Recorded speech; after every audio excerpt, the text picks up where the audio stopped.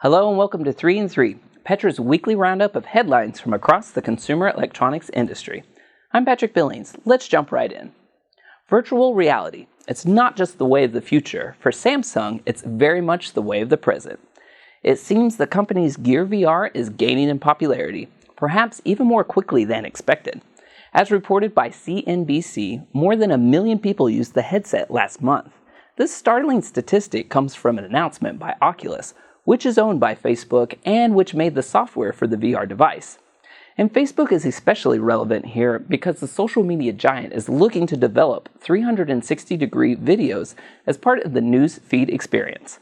Thanks to the recently launched Gear VR camera, this will involve not just viewing, but also creation of content by users. In the meantime, Samsung and Oculus are reaping the whirlwind of consumer interest, with more than 250 apps created for the Gear VR. And speaking of new dimensions in technology, 3D printing is another industry that's rapidly pushing forward. In fact, it may be coming to a UPS location near you. That's right, the United Parcel Service is embracing the cutting-edge printing process, also known as additive manufacturing, where the possibilities are pretty much endless. According to a Fortune magazine article, the shipping giant is launching a whole network of 3D printing stations. The idea is that customers who order 3D printed parts will be able to receive them promptly, even within a day. And to make this happen, it's teaming up with multinational software company SAP. UPS customers already using 3D printing to create their components include GoPro, which of course manufactures a popular line of action cameras. But technological innovation doesn't always come without growing pains.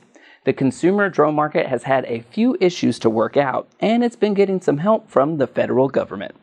As explained in an AP report, a panel put together by the Obama administration recently issued a set of suggested guidelines.